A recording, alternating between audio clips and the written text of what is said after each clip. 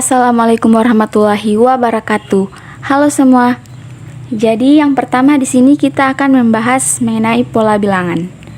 Menurut kalian, pola bilangan itu apa sih? Yuk kita telaah pengertiannya. Pengertian pola bilangan. Pola mengandung makna bentuk atau susunan yang tetap, dan bilangan mengandung makna satuan jumlah yang merujuk pada angka. Jadi, pola bilangan adalah bentuk atau susunan yang tetap pada suatu angka. Sampai di sini sudah paham? Yuk kita lanjut ke pembahasan berikut. Nah, setelah kita tahu pengertian pola bilangan, sekarang kita akan mengenal jenis-jenis dan rumus pola bilangan. Yang pertama ada pola bilangan ganjil. Karena terdiri dari angka ganjil, maka pola bilangan ganjil dimulai dari 1, 3, 5, 7, dan seterusnya. Pola bilangan ganjil adalah susunan angka yang terdiri dari angka ganjil. Pola bilangan ganjil mempunyai rumus sebagai berikut. UN sama dengan 2N dikurang 1. Selanjutnya pola bilangan genap. Karena terdiri dari angka genap, maka pola bilangan genap dimulai dari 2, 4, 6, 8, dan seterusnya. Pola bilangan genap adalah susunan angka yang terdiri dari angka genap. Pola bilangan genap mempunyai rumus sebagai berikut. UN sama dengan 2N. Selanjutnya, pola bilangan segitiga. Pola bilangan segitiga adalah susunan angka yang akan membentuk bangun segitiga. Contoh dari pola bilangan segitiga adalah 1, 3, 6, dan seterusnya. Pola bilangan segitiga mempunyai rumus sebagai berikut. UN sama dengan 1/2N, N ditambah 1. Selanjutnya, pola bilangan persegi. Pola bilangan persegi adalah susunan angka yang akan membentuk bangun persegi. Contoh dari pola bilangan persegi adalah 1, 4, 9, dan seterusnya. Pola bilangan persegi mempunyai rumus sebagai berikut. UN sama dengan N pangkat 2. Selanjutnya, pola bilangan persegi panjang. Nah, meskipun sama-sama persegi, tapi bentuk pola bilangan persegi dan persegi panjang itu beda. Pola bilangan persegi panjang adalah susunan angka yang membentuk bangun persegi panjang. Contoh dari pola bilangan persegi panjang adalah 2, 6, 12, dan seterusnya. Pola bilangan persegi panjang mempunyai rumus sebagai berikut. UN sama dengan N dalam kurung N tambah 1. Selanjutnya, pola bilangan pascal. Bilangan pascal merupakan suatu susunan angka yang terbentuk dari penjumlahan dua buah bilangan yang saling berdampingan sehingga membentuk sebuah bilangan baru di baris berikutnya yang berada di tengah, dan bilangan 1 selalu berada di paling ujung. Untuk jumlah bilangan dari setiap barisnya pada pola bilangan pascal mempunyai rumus sebagai berikut. UN sama dengan 2 pangkat N kurang 1. Selanjutnya ada pola bilangan Fibonacci. Pola bilangan Fibonacci adalah suatu susunan angka dengan nilai angka berikutnya, diperoleh dari hasil menambahkan kedua angka sebelumnya secara berturut-turut. Contoh pola bilangan Fibonacci adalah 0, 1, 1, 2, 3, 5, 8, dan seterusnya. Pola bilangan Fibonacci dapat dirumuskan sebagai berikut. UN sama dengan UN kurang 1 ditambah UN kurang 2. Selanjutnya kita masuk pada contoh soal. Diketahui pola bilangan 3, 6, 9, 15, 24, dan 39. Tentukan termaksud jenis pola bilangan seperti apa dan tentukan 3 bilangan berikutnya dari pola bilangan tersebut. Nah, pertama kalian harus memperhatikan pola bilangan pada soal. Pola bilangan yang terbentuk adalah jenis bilangan Fibonacci, di mana susunan angka dengan nilai angka berikutnya diperoleh dari hasil menambahkan kedua angka sebelumnya secara berturut-turut. Angka 9 diperoleh dari 6 tambah 3, angka 15 diperoleh dari 9 tambah 6, dan berikutnya mengikuti pola seperti di atas. Maka 3 bilangan berikutnya adalah 39 ditambah 24 sama dengan 63, 63 ditambah 39 sama dengan 102. 102 ditambah 63 sama dengan 165. Jadi 3 angka berikutnya adalah 63, 102, dan 165, mengikuti pola bilangan Fibonacci. Selanjutnya kita masuk pada perbandingan dan skala. Perbandingan umum. Perbandingan adalah membandingkan dua nilai atau lebih besaran yang sejenis dan merupakan bentuk yang paling sederhana dari suatu pecahan. Besaran-besaran yang dibandingkan harus sejenis, sehingga harus disamakan terlebih dahulu apabila ada yang belum sejenis. Bentuk umum perbandingan dapat ditulis sebagai berikut. A dibagi B atau A per B dengan B tidak sama dengan 0. Keterangan A sama dengan rasio bilangan pertama, B sama dengan rasio bilangan kedua. Selanjutnya perbandingan suhu. Satuan untuk suhu yaitu Celcius, Fahrenheit, dan Reaumur. Untuk mengubah suhu dari Celcius dan Reaumur ke Fahrenheit dengan cara menambahkan hasilnya dengan 32 derajat. Sedangkan untuk mengubah suhu dari Fahrenheit ke Celcius dan Reaumur dengan cara mengurangkan terlebih dahulu suhunya dengan 32 derajat. Kemudian lakukan perhitungan. Bentuk umum perbandingan suhu sebagai berikut.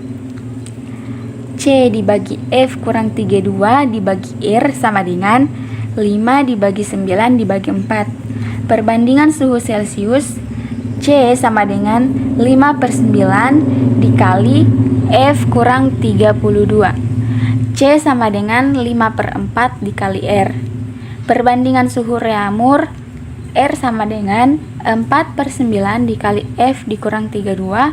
R sama dengan 4/5 dikali C. Perbandingan suhu Fahrenheit, F sama dengan 9/5 dikali C ditambah 32. F sama dengan 9/4 dikali R ditambah 32. Kemudian skala. Skala adalah perbandingan antara ukuran pada gambar peta dengan ukuran sebenarnya. Satuan yang digunakan pada skala adalah cm. Skala 1 dibanding X berarti 1 cm pada gambar peta mewakili X cm pada ukuran sebenarnya. Skala dirumuskan sebagai berikut.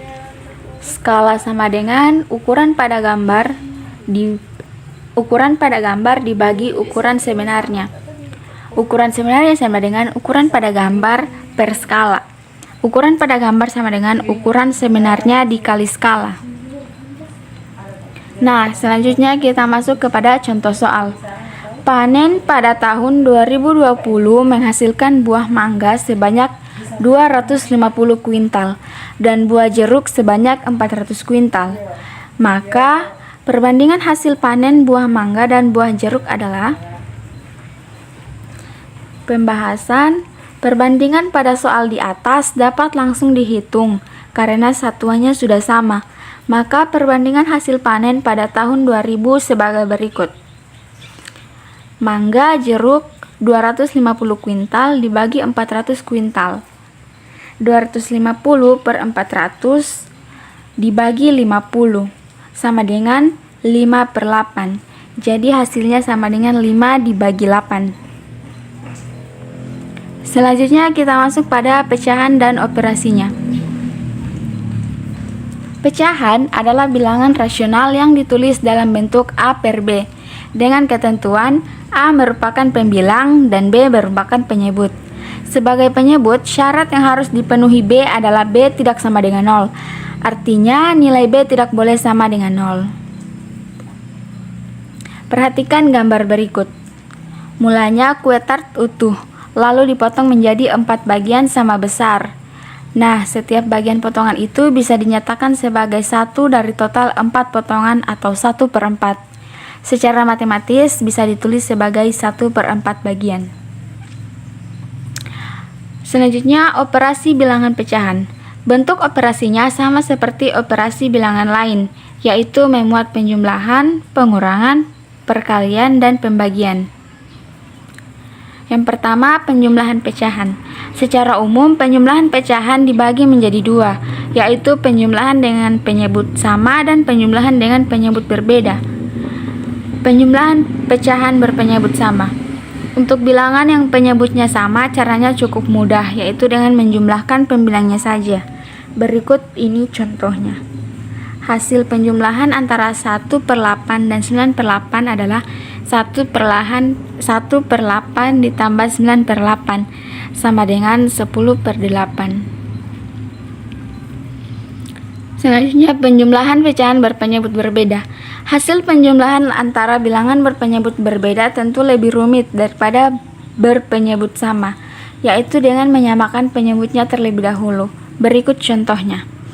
2/3 ditambah 4/5 sama dengan 10 ditambah 2/15 sama dengan 2/15. Berikut pembahasannya. Selanjutnya, pengurangan pecahan. Pada prinsipnya, pengurangan pecahan sama dengan penjumlahan. Secara umum, pengurangan dibagi menjadi dua, yaitu pengurangan bilangan berpenyebut sama dan berpenyebut berbeda.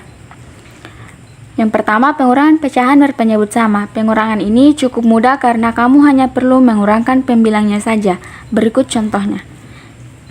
5/3 dikurang 1/3 sama dengan 4/3. Yang kedua, pengurangan pecahan berpenyebut berbeda. Untuk mengurangkan bilangan yang berpenyebut berbeda, langkahnya sama persis dengan penjumlahan, yaitu dengan mencari KPK antara dua atau lebih penyebut. Berikut contohnya. 3/4 dikurang 3/5 sama dengan 15 dikurang 12/20 sama dengan 3/20. Selanjutnya, perkalian pecahan. Perkalian pecahan termasuk operasi bilangan paling mudah jika dibandingkan dua operasi sebelumnya, yaitu cukup mengalihkan pembilang dengan pembilang serta penyebut dengan penyebut. Berikut contohnya. 5/7 kali 1/6 sama dengan 5 dikali 1/7 dikali 6 sama dengan 5/42. Dan yang terakhir ada pembagian pecahan. Langkah pembagian pecahan tidak sama dengan perkalian. Jika pada perkalian kamu bisa langsung mengalihkan pembilang dengan pembilang serta penyebut dengan penyebut, pada pembagian pertama kamu harus mengubahnya menjadi perkalian terlebih dahulu dengan syarat pembilang dibalik menjadi penyebut dan sebaliknya. Berikut contohnya. 6/9 dibagi 3/5 sama dengan 6/9 dikali 5/3 sama dengan 6 kali 5, 9 kali 3 sama dengan 30/27. Selanjutnya contoh soal. Denny memiliki satu kardus mie yang berisi 42. 1/4 dari mie dalam kardus tersebut diberikan pada neneknya. Berapakah sisa mie Denny di dalam kardus? Pembahasan. Pertama, kamu harus menentukan banyaknya mie yang diberikan pada nenek. 1/4 jika dinyatakan secara sistematis menjadi 1/4. Banyaknya mie yang diberikan pada nenek adalah 1/4 dikali 40 sama dengan 10 buah. Dengan demikian, sisa mie Denny di dalam kardus adalah 40 dikurang 10 sama dengan 30 buah. Nah, demikian yang dapat saya sampaikan. Terima kasih, semoga bermanfaat. Wassalamualaikum warahmatullahi wabarakatuh.